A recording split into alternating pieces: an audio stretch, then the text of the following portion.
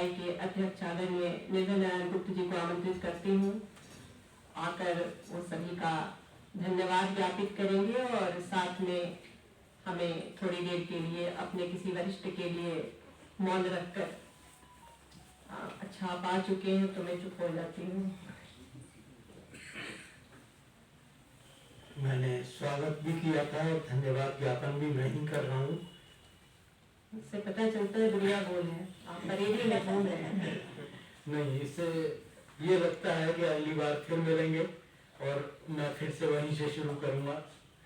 कुछ पंक्तियों पर मैं ध्यान दिलाना चाहूँगा। माधुरी तो नहीं दिख रही हैं, होंगी यहीं आसपास, आ जाए। माधुरी जी अगर सुन रही हैं तो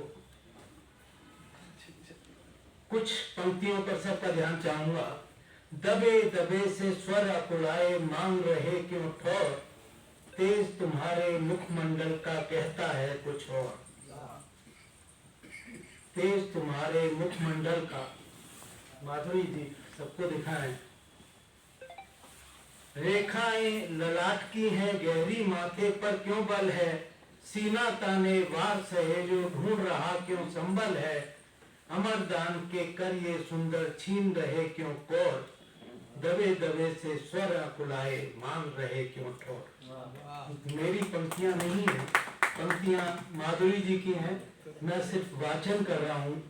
जिन लोगों ने अभी ये नहीं पढ़ा है तो उनकी ये कोमल किस्ले की कुछ पंक्तियां हैं जो मुझे बहुत पसंद आई और मैं उनका अपने धन्यवाद ज्ञापन के पहले उनका वाचन कर रहा हूँ।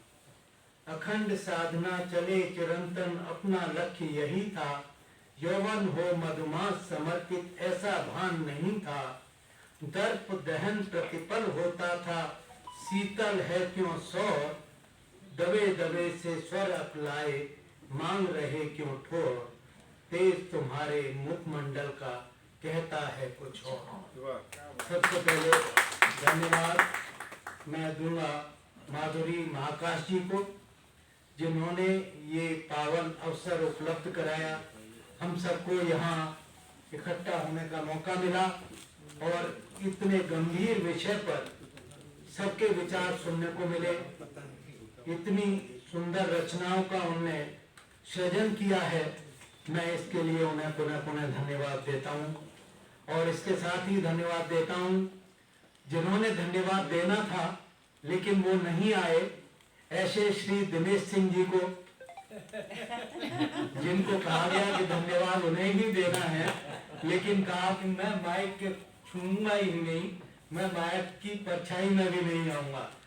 और वो नीचे बैठ के अपनी मुस्कान के साथ आप सबका धन्यवाद ज्ञापन कर रहे हैं। इससे पता चलता है कि ये शुद्ध रूप से संघ को समर्पित है, जहाँ मंचमाला माइक से दूर रहने को किया जाता है और ये उसको फॉलो भी करते हैं। मेरे पास शब्द नहीं है आभार ज्ञापन के लिए कि मंच से इतने सुंदर, प्रेरक और ज्ञान जागृत करने वाले विचारों का यहाँ से प्रवाह किया गया और उस प्रवाह को उसी जोश, उसी शांत मन से सभी श्रोताओं ने उसे ग्रहण किया और उसको बड़े शांत होकर सबने सुना। कहीं कोई हिला नहीं बीच में और सब लोग यहाँ मंत्रमुग्ध होकर सुनते रहे। विषय आध्यात्मिक था।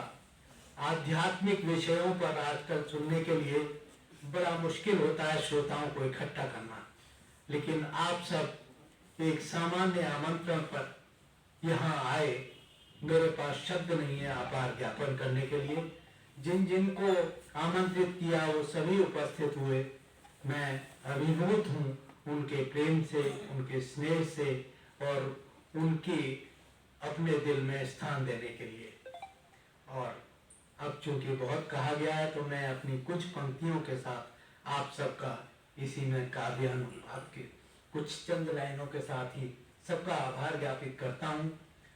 आप और परिवार को शुभकामना अनेक, ईश्वर से यह कामना, जागृत रखे विवेक, जागृत रखे विवेक, न कोई कष्ट कभी हो, आनंदित सब रहें, सुखी हों, कुशल सभी हों, है ईश्वर से कामना मिटे सभी भवताप, परिजन प्रियजन खुश रहें, सुखी स्वस्थ हो आप, सुखी स्वस्थ हो। और इसके साथ ही मैं आप सबका बहुत बहुत धन्यवाद ज्ञापित करता हूँ, मंच का और नीचे भी। इसके साथ ही आज वीर बाल दिवस है। हमने वीर बालकों को जोरावर सिंह, फतेह सिंह, अजीत सिंह चारों को हमने श्रद्धांजलि देते हुए, नमन करते हुए यह कथा शुरू की थी। और अब अंत में हमारे बीच से हमारे एक साथी वरिष्ठ साहित्यकार आज इस जगत को छोड़कर हमें अलविदा कहते हुए चले गए हैं। श्री भोलानाथ अधीर जी बहुत अच्छे व्यंगकार, बहुत अच्छे कवि, बहुत अच्छे गीतकार, बहुत अच्छे छंदकार। मुझे अनेकों बार उनको सुनने का मौका मिला और जब भी उन्हें सुना हम लोग भाव विभोर हो गए, डूब गए उनके शब्दों में, डूब गए उनकी प्रस्तुति में। ऐसी उस महान आत्मा को हम सब मिलकर 2 मिनट का मौन रखकर अपनी श्रद्धांजलि देंगे। आशा है आप सब मेरे साथ इस मौन में शामिल हो।